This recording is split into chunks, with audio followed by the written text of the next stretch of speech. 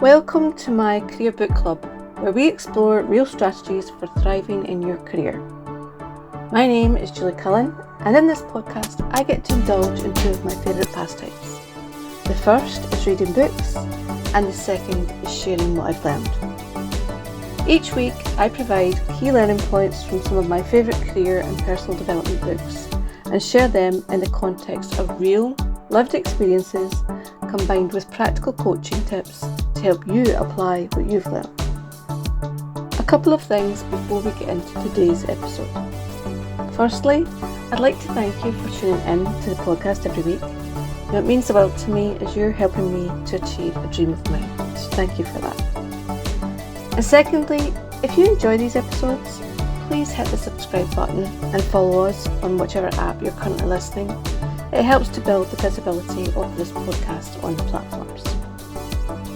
I also invite you to get in touch with me if there are any books that you would like to hear featured on this podcast.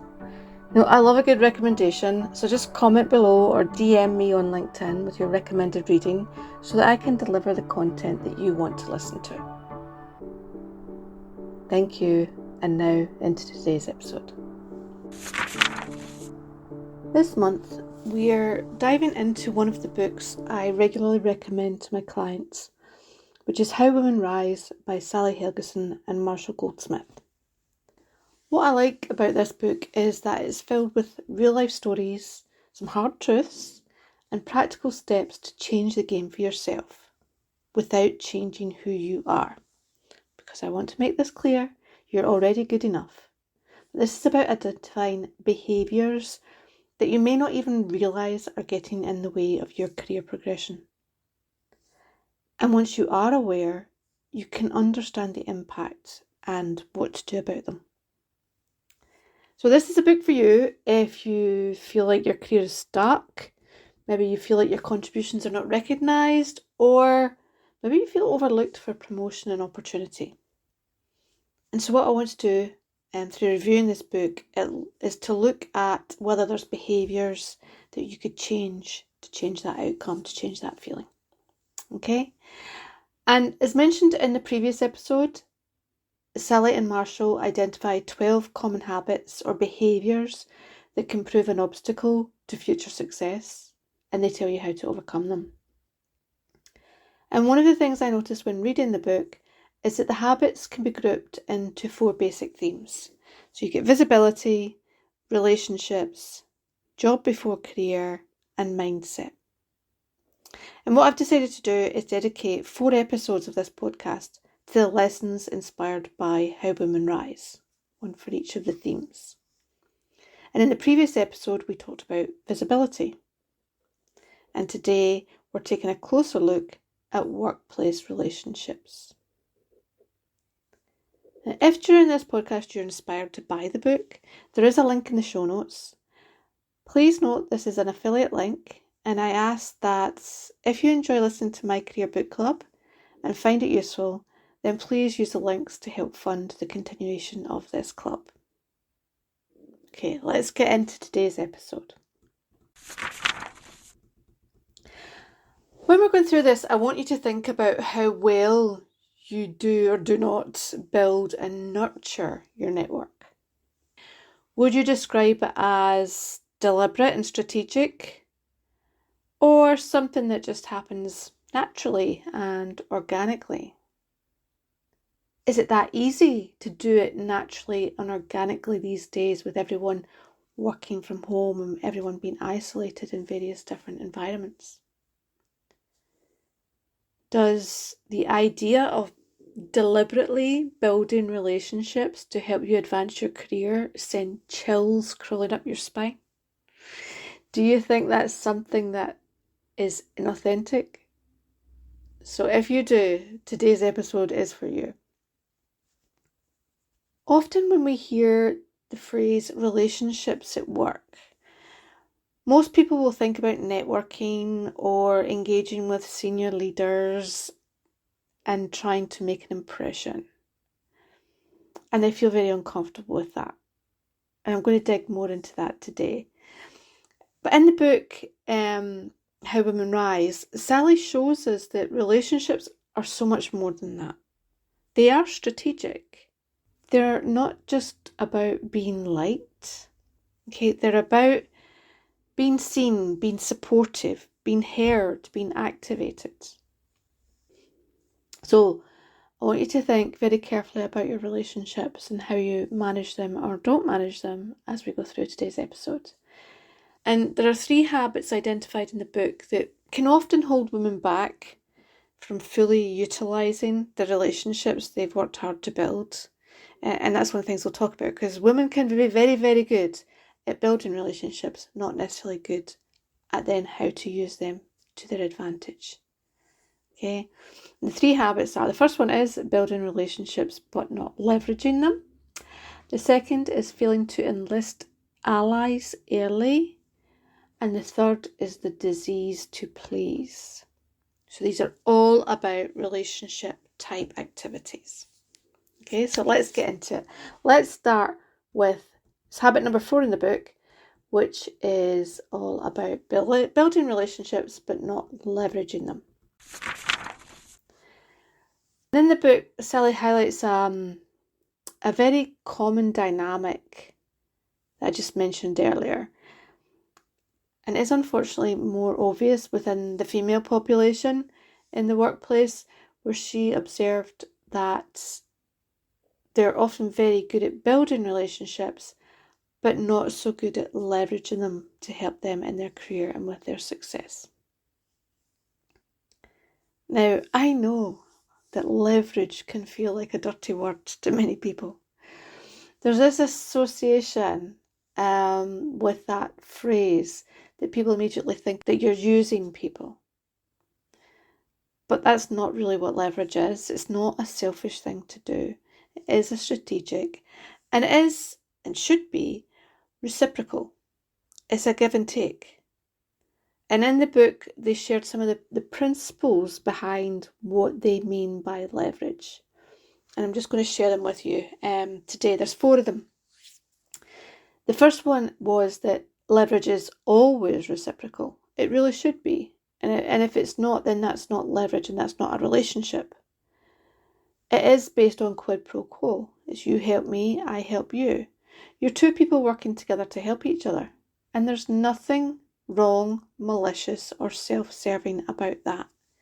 You know, it could be as simple as, I noticed it a lot when I worked in sales.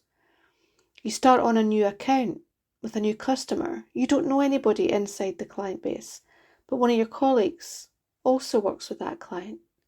So you ask your colleague, could you make some introductions for me? Could you connect me with people within the client? Most of the time, they should be really happy to do that.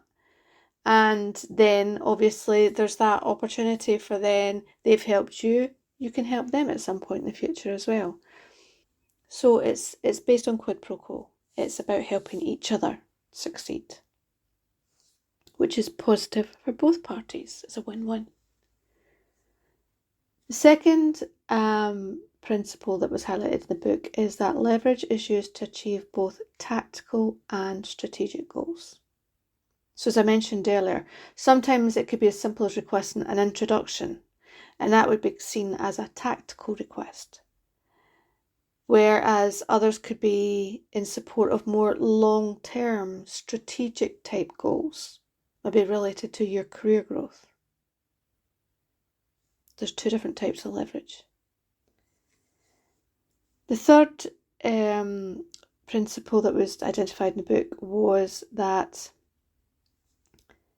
leverage is highly intentional. The primary purpose is to build relationships in which you will benefit from and offer support to your connections, right? This is not about building a friendship. This is about establishing a connection with someone who can help you succeed and who hopefully you can help succeed also. As I mentioned, it's this win-win partnership. So again, going back to the kind of example of working in sales. So I worked in a large corporation, and there were lots of different organisations within that corporation who would deal with the same client. And so sometimes what was really, really helpful is if we collaborated on some of the work that we were doing for the client. So, for example, maybe the client was interested in buying some new hardware. And the area that I worked in was maintenance of the hardware. So we would collaborate and go in with a joint pitch. Okay, so we leveraged the knowledge, the relationships, the contact points that we had with the customer so that we both benefited. We both got the sale. We both got some revenue goals from it, etc. Okay, it's highly intentional. And the only reason we were in the relationship was to ultimately sell a solution to the client that worked for them and both of us. Okay. And then the fourth principle was about leverage bringing distinct rewards. So I've just mentioned a few there. You gain access to some new individuals within a client, or you improve your visibility, as we spoke about in a previous episode. So leveraging a mentor relationship so that you can be introduced to people that you don't have a natural connection to. Using your existing connections to make an introduction to someone who would matter for your career, for your visibility. Okay, so there's kind of 4 principles that were outlined in the book. And what was observed in the research for the book was that often there's this situation where you might view the idea of leverage as dishonourable and self-serving, rather than an integral part of doing business. And I hope as you're listening to this podcast, you can see that leverage is not self-serving. It is about working together collaboratively, win-win, quid pro quo, as they say. Okay, so start to change how you view the idea of leverage. If you don't like the word, find another word. But leverage is all about building partnerships for the benefit of you both. And there was an interesting story in the book about a woman called Amanda. And she was a product coordinator for a manufacturer of medical devices. Now, prior to joining that company, Amanda had actually worked in a hospital environment. And so one of the salesmen within our new company had asked her if she would introduce him to some of her former colleagues. And that made her feel very uncomfortable. She had this view that the salesman would maybe only be interested in his own benefits, his own goals, his own targets, and would start sort of pressurising her friends, as she felt about her former colleagues, into doing sales that weren't really in their best interest. Now, one of the things that was really interesting about Amanda was when it was highlighted that on a personal level, she had no problem leveraging her friendships. So she was worked with a local charity. She was asked to help with the fundraising. She had no issues going out, targeting all her friends for donations for what she saw as a good cause. It wasn't the tactic of leverage she objected to, because that's what you're doing when you go out to your friendships and ask for donations. You're leveraging that friendship. So for her, that wasn't the issue. It was that she felt that in the workplace, the salesman would be doing it for his own self-interest, to make the sale, to meet his targets, to hustle for the business. It didn't even occur to her that her colleagues at the hospital might well have benefited from the products that he wanted to sell. And in fact, they probably would have even considered trying to leverage her relationship with them to try and get themselves a better discount. You know, this could have been a win-win situation all round if she didn't have this very judgmental view of leveraging relationships. And one of the points that was made in the book, again, to all my female listeners out there, women often give generously but hesitate to receive. They're more than happy to go out and help other people, but they don't personally ask for introductions. They don't request support. They rarely follow up on favours to receive that quid pro quo. So it's all give, no take. And the result, they have an amazing network. Loads of people in their network, great relationships with them, but it's passive relationships instead of becoming powerful relationships. And do you recognize this behaviour in yourself?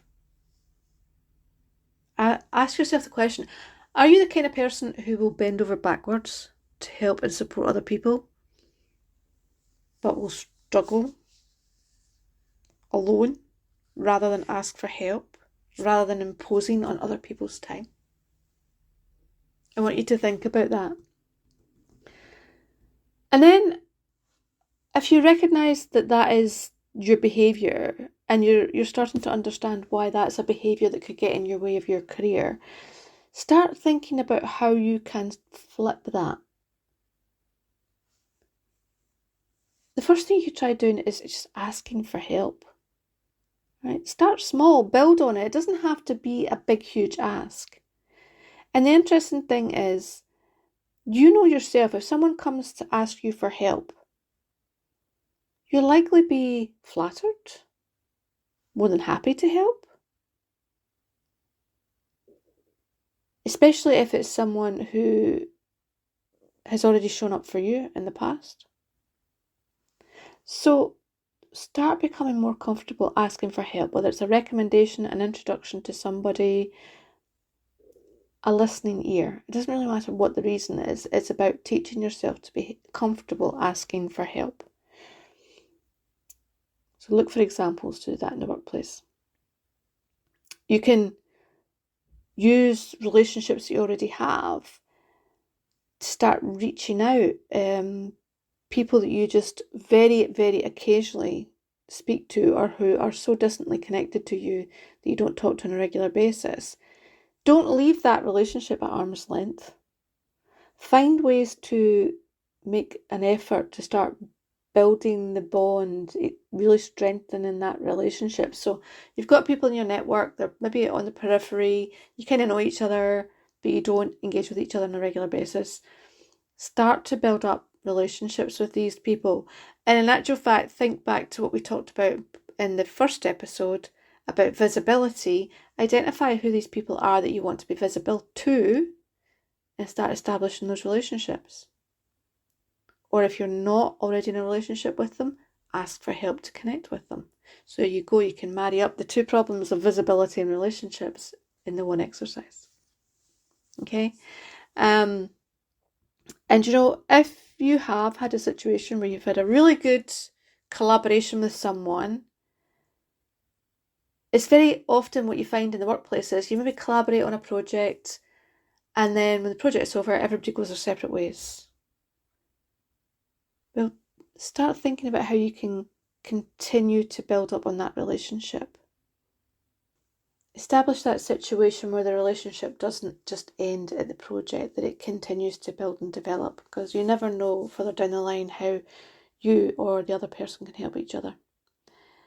And you know, there's a very powerful question that you can use when you're engaged with someone on a project, or you've asked somebody for advice, and a question you can ask is there anyone else you think I should talk to?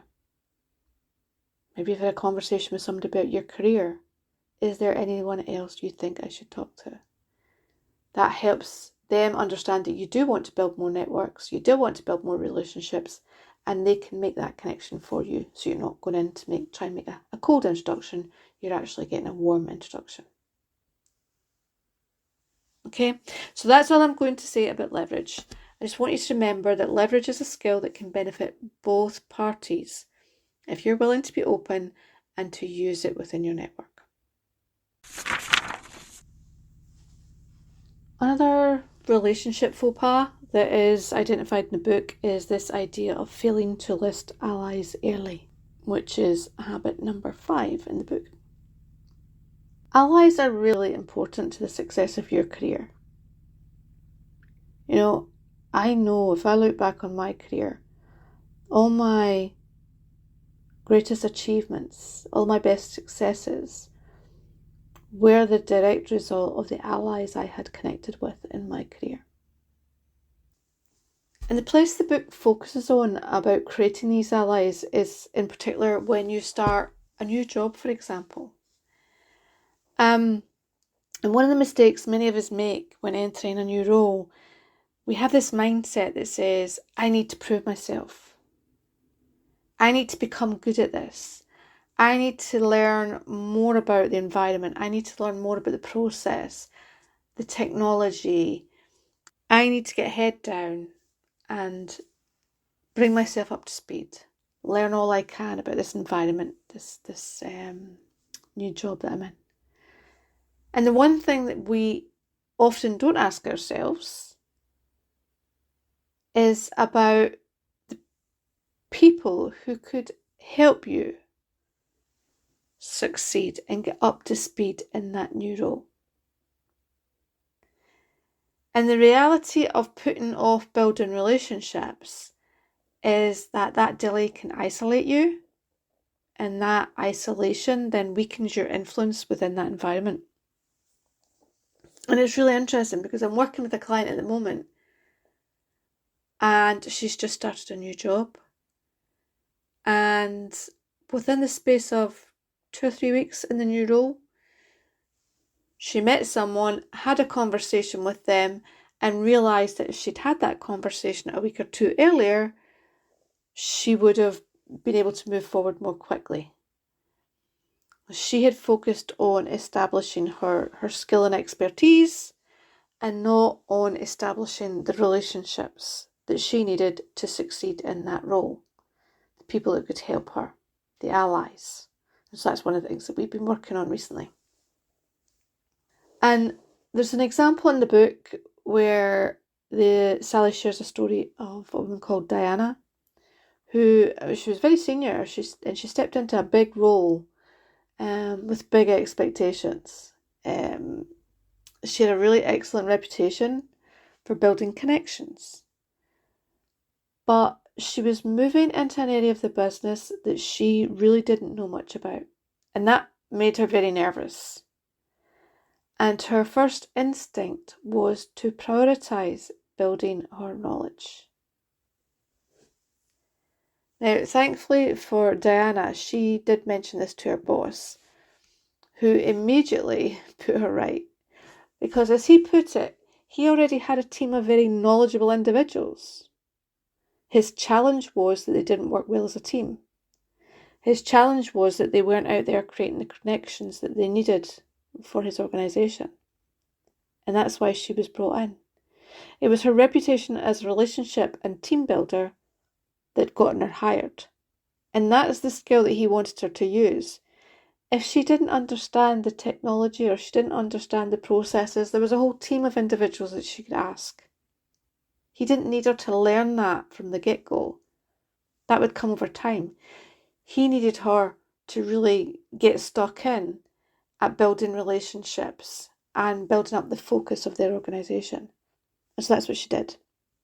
And so she spent a lot of time listening to what the business and the team needed from her, and then building and leveraging the relationships that would help her organisation achieve success. It was the best move she could have made. And she very quickly became highly respected within that organisation, despite her lack of technical knowledge. So she had gone down that route of being head down, focused only on building up her technical skills. She wouldn't have built the relationships, she wouldn't have had the impact that she had, and she wouldn't have been successful in that role. She needed to understand not just what was expected of her, but also who were the allies that could help and support her in achieving what she was set out to achieve. And in this case, the allies were the team members that had the knowledge, who could help her understand where the gaps were that would enable her to use her skill and expertise to go out and build the relationships with the people to plug those gaps. Okay, so I want you to think about that. And it's very common. You're not alone if you naturally go into a new environment and you feel very insecure because lots of people know about the environment. You go into meetings and you feel like everyone is so much more knowledgeable about the environment and the projects and the technology. And they are, of course they are. They've been there for years, you've just joined. But the solution is then not for you to bury your head and start reading books and learning up about the technology and the environment. What you want to do is identify the people who can help you. So map your allies. As soon as you go into a new role, if you haven't done it already, do it now, do it today. Who are your peers? Who has influence? Who do you admire? Who are the people that you listen to in these meetings that think, I need to talk to them. I need to know what they know. I need them to help me. One of the most powerful questions you can actually ask yourself when you start in a new job is, who do I need to connect with to succeed? Not what do I need to learn? What do I need to know? What tools do I need access to?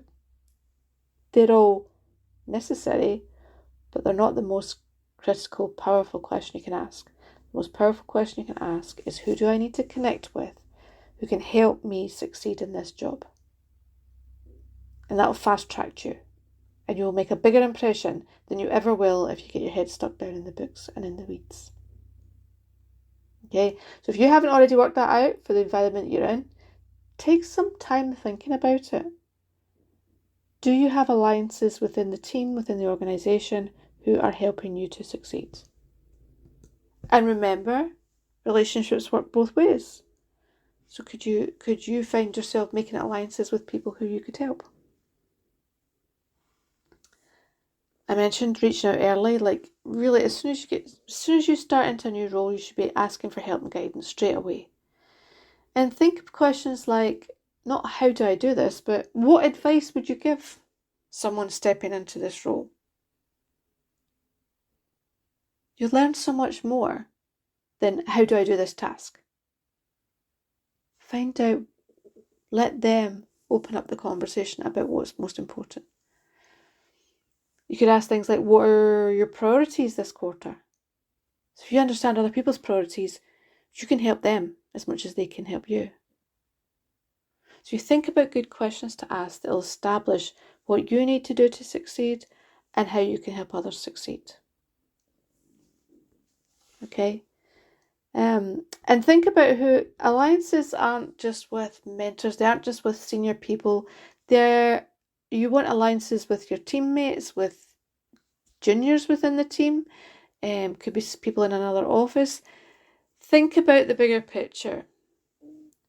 Who can help you succeed in the role that you're in?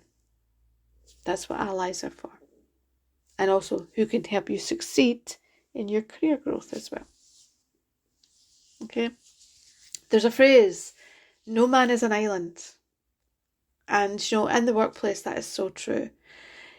You also hear people saying things like, it's not what you know, it's who you know that counts. And in fact, some people say it in a very disparaging way, but it's not. It is true. If you want to succeed, it's about the people that you connect with. They're the people that can help you succeed. So make sure that you're building alliances as part of your career strategy. The final habit that we're going to talk about today is something that will hit close for many of you, and it's the idea of the disease to please. I want you to think about when you're building relationships, why you're building relationships, and how you're building the relationships.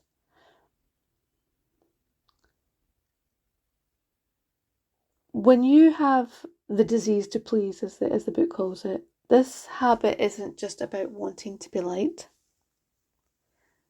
It's about constantly putting other people's needs before your own. Often to the point where your own ambitions get blurred or buried. And in the book, in How Women Rise, there's a lot of stories of women who consistently say yes. Yes to extra work. Yes to emotional support roles. Yes to last minute fixes. Women who become the go-to people. And if you think about your office space, who are the people that do the things that no one else wants to do? The Christmas party's coming up. Volunteers are needed for some extracurricular activities. do you say yes just because you don't want to let people down? You want to keep people happy?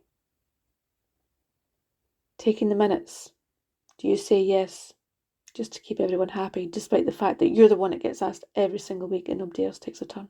And it frustrates the hell out of you, but you don't want to make a fuss. Have you become the go-to person that basically is getting stuff dumped on them because nobody else wants to do it, but you don't want to say no because you want to please? You're reliable, you're trusted, you're indispensable, but you're not necessarily promotable. Okay, and the reason why is because if you're the kind of person that just always says yes to everything, you're seen as a doer, not a leader. You're often too busy doing the doing and not focusing on your career, your strategies of visibility and building relationships that we've been talking about. You've become a dumping ground for other people to get you to do stuff so they can go and build their visibility and their relationships with the people that matter. There was one woman in particular in the book who, when having that conversation, realised that she'd spent years helping other people, always saying yes to requests for help, and taking on more and more responsibility, which became more of a problem the further up the career ladder she went, because she didn't have the capacity to take on more and more responsibility and still say yes to all the requests for help. And when reading her story, she talked about how overwhelmed she felt, how stressed she felt. She mentioned something about she felt like she had 5 jobs and it was running her into the ground. You know, if you're feeling overwhelmed and stressed at work, you should stop and ask yourself, is that because you're too busy saying yes to things that you shouldn't be? She was doing it, and she'd gotten herself into a situation where so many people had come to rely on her that she felt she would be letting them down if she said no. She felt like if she said she was too busy to help, then they would think negatively about her. Now, interestingly enough, what she hadn't known at the time, she'd been totally unaware of the bigger picture impact that her actions were having on her staff. So the fact that she was always saying yes to everyone, she was always being there for other people, the people who worked for her felt like she didn't trust them to do it. And that's why she kept doing it herself. So some of them actually felt marginalised and had this opinion that she was always swooping in to do their jobs as if she didn't trust them to do it themselves.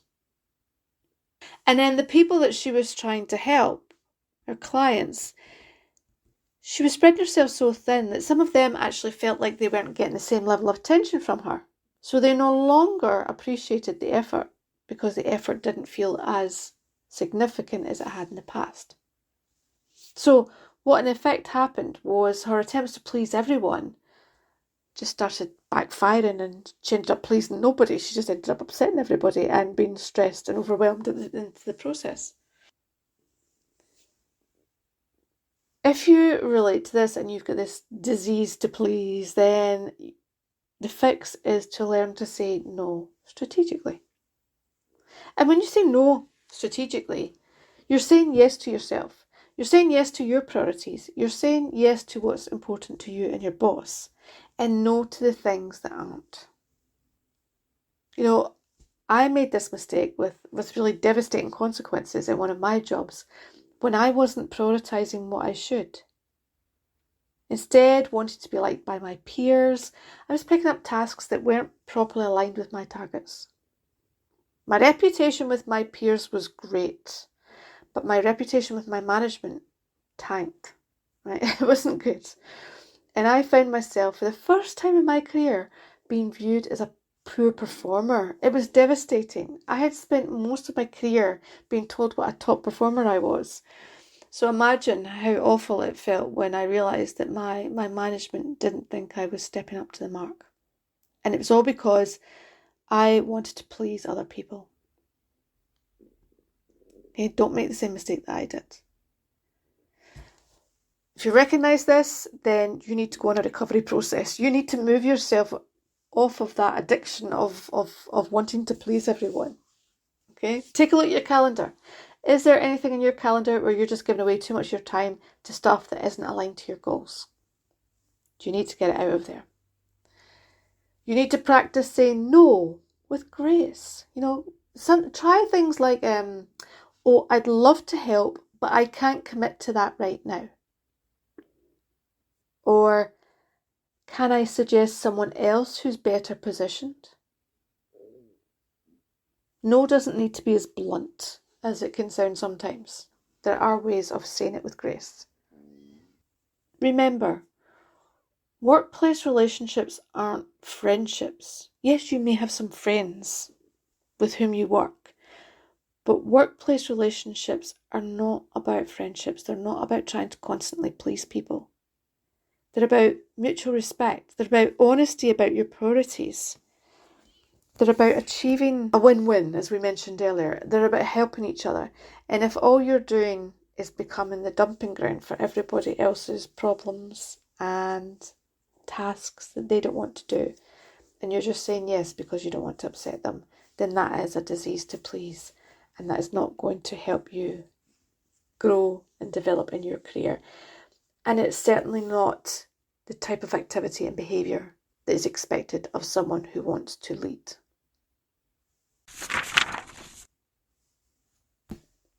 So let's wrap this up.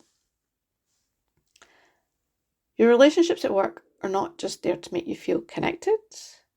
They're there to help you grow, to rise, lead and succeed. And here's the shift that How Women Rise makes so powerfully clear in the book. You don't just need to build relationships, you need to use them, shape them, and let them support your ambitions. So the key takeaways from today's episode. First, learn to leverage your relationships. Become comfortable with the concept. It's not a bad word, it's a fundamental tactic to giving and receiving benefit. Make sure you have a good balance of both. The second was enlist allies as a priority. Every time you start a new role, it's every bit as important as applying your skills and knowledge. And thirdly, stop prioritising other people over yourself. It's not a popularity contest. Stop trying to please everyone.